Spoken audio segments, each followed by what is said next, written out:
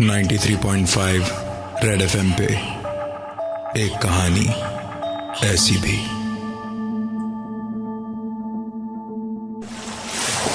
मुंबई, वो शहर जहां लोग आंखों में सपने बसाए आते हैं। दिन की रोशनी और रात की चकाचौंध हमेशा ना इस शहर को जिंदा रखती है। पर इस रोशनी और चकाचौंध के पीछे छिपे हैं कई राज, जिनको किसी ने जानने की कोशिश नहीं की, क्योंकि जिंदगी यहां चलती नहीं, दौड़ती है। शायद यही कारण था कि उन लोगों ने उनकी जिंदगी में हो रही अजीबो गरीब घटनाओं के पीछे का राज जानने की बहुत दिनों तक कोशिश ही नहीं की।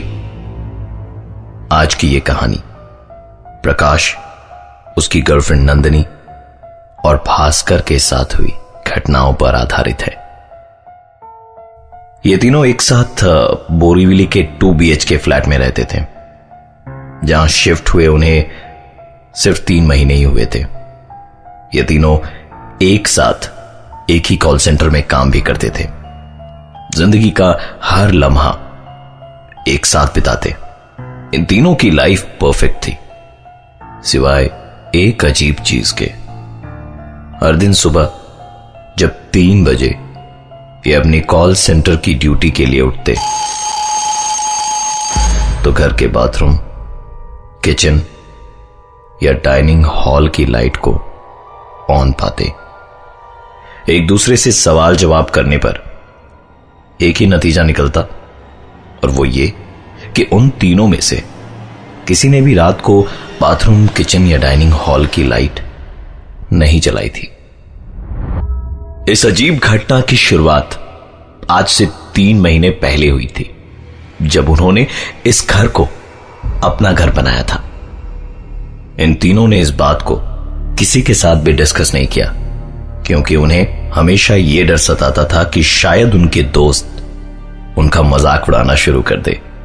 इस कहानी की अभी तक की बातें मुझे बहुत नॉर्मल लगी, क्योंकि मैंने खुद ने अपने घर में टीवी को 3-4 बार खुद ब खुद स्टार्ट होते देखा है।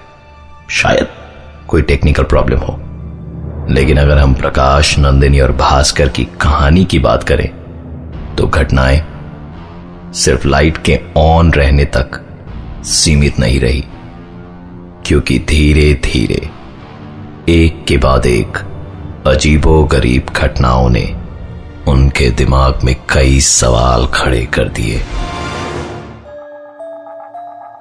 93.5 रेड एफएम पे एक कहानी ऐसी भी, प्रवीण के साथ। मुंबई के बोरीवली इलाके में 2 BHK का फ्लैट, जिसमें प्रकाश, उसकी गर्लफ्रेंड नंदिनी और भास्कर 3 महीने से रह रहे थे। हर सुबह 3 बजे जब वो कॉल सेंटर की ड्यूटी के लिए उठते, तो बाथरूम, किचन या डाइनिंग हॉल की लाइट्स स्विच ऑन पाते। इस घटना का जवाब उन तीनों में से किसी के पास नहीं था। शाम करीबन 5 बजे ये तीनों अपने काम से लौटते थे, और शाम ठीक 6 बजे घर का काम करने वाली बाई भी पहुंच जाती। कभी कभार इस बाई के साथ उसका बच्चा भी आता, जो पूरे घर में खेलता रहता और उनके सामानों से छेड़छाड़ करता रहता। मुंबई शहर में बाई मिलना बहुत मुश्किल है, और इसलिए शायद वो बाई के इस बच्चे के सारे नखरों से परेशान होते हुए भी अपनी तरफ से कोई आपत्ति नहीं जताते थे। एक दिन तो हद ही हो गई। प्रकाश और नंदिनी जब घर लौटे तो पाया कि बाई का बेटा उनके घर के ड्राइंग रूम में खेल रहा है।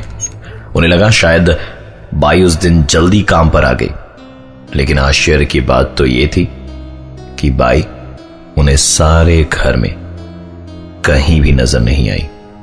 उन्हें लगा शायद अपने बच्चे को उनके घर पर खेलने के लिए छोड़कर बाई बगल वाले शर्मा जी के यहां काम करने चली गई होगी। प्रकाश बहुत ही गुस्से में था आज, क्योंकि काम वाली बाई के रहते उसके बेटे का आना और उसके घर में खेलना तो ठीक था, लेकिन बाई अपने बेटे को यूं उनके घर में छोड़कर किसी दूसरे के घर में काम करने जाए, यह उन्हें मुनासिब नहीं लगा। करीबन 1 घंटे इंतजार करने के बाद प्रकाश और नंदिनी बगल वाले शर्मा जी के घर गए काम वाली बाई के बारे में पता लगाने। शर्मा जी का जवाब सुन दोनों हक्के बक्के रह गए, क्योंकि शर्मा जी के अनुसार काम वाली बाई तो आज आई ही नहीं थी। एक अजीब सी कश्मकश में दोनों अपने दिमाग में सवालों की लड़ी लिए वापस अपने घर की ओर लौटे, लेकिन इस बार आश्चर्यजनक रूप से पूरे घर में वो बच्चा उन्हें कहीं भी नजर नहीं आया। दोनों के मन में कई सवाल उठ रहे थे, पर उन्हें पार्टी के लिए देर हो रही थी, इसलिए ज्यादा सोचे बिना तैयार होकर पार्टी के लिए निकल पड़े। रात करीबन 8 बजे ओवरटाइम करने के बाद भास्कर घर लौटा और उसे इस पूरे इंसिडेंट के बारे में कुछ भी पता नहीं था। आपको क्या लगता है, घर लौटने के बाद भास्कर ने क्या देखा होगा?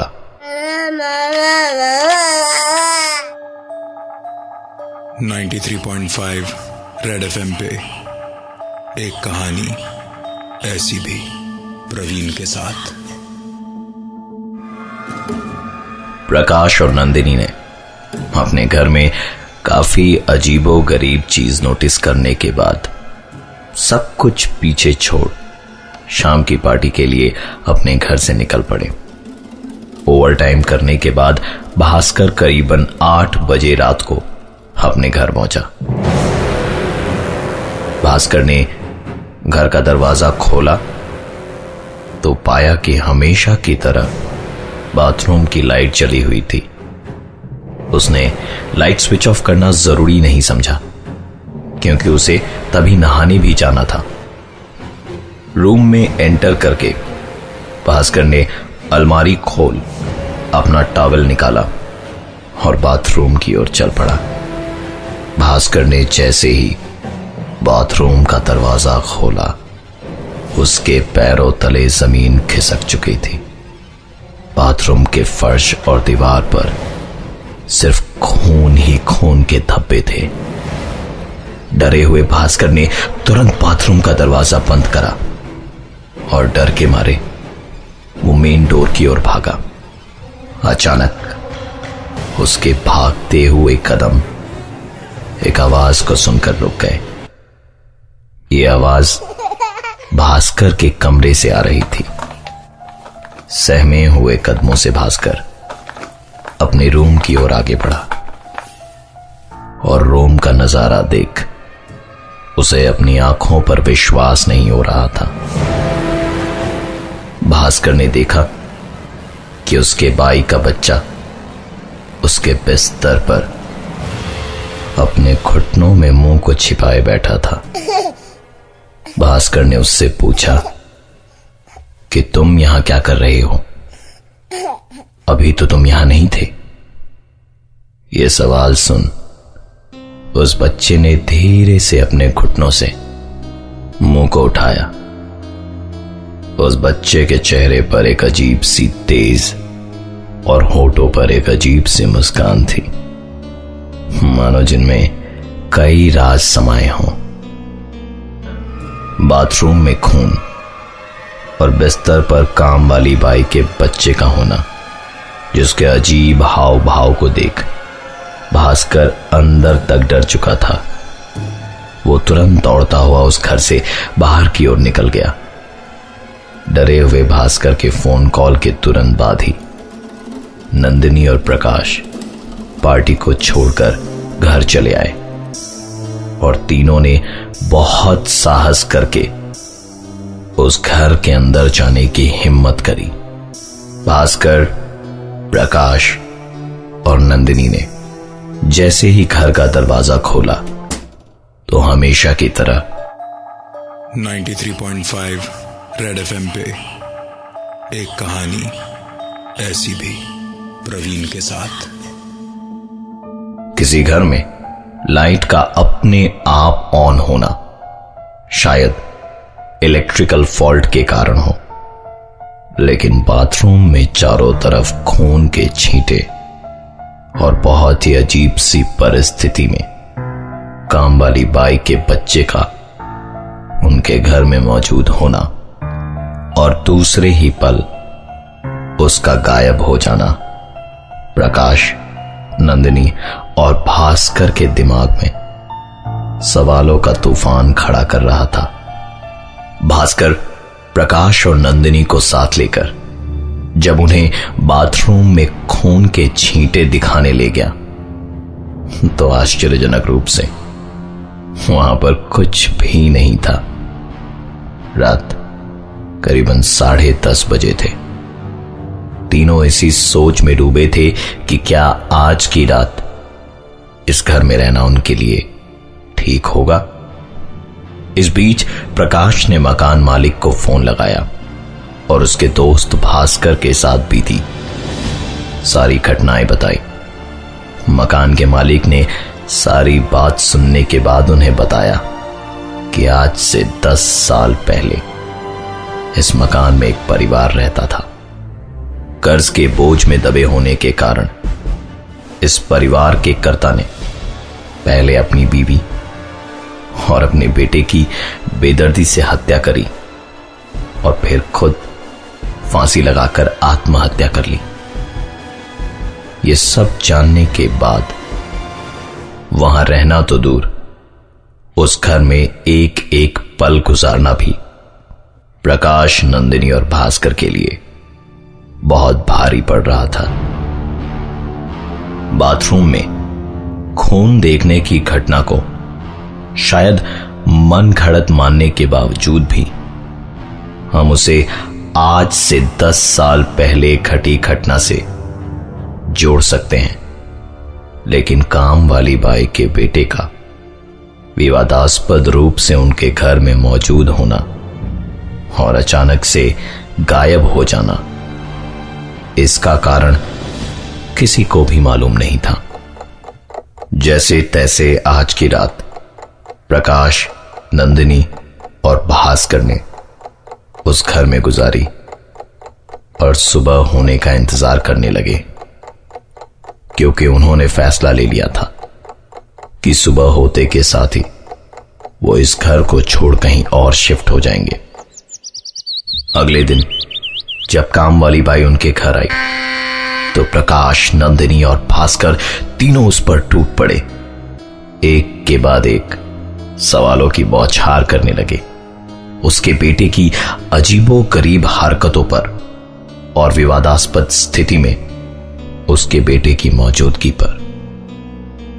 5 मिनटों तक स्तब्ध रहने के बाद कामवाली ने अपनी चुप्पी तोड़ी और बस एक ही चीज कही कि उसके पास उनके सवालों का कोई जवाब नहीं है, क्योंकि उसका तो कोई बेटा ही नहीं है।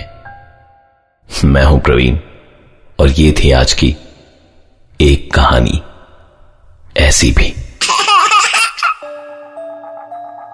93.5 रेड एफएम पे एक कहानी ऐसी भी प्रवीण के साथ।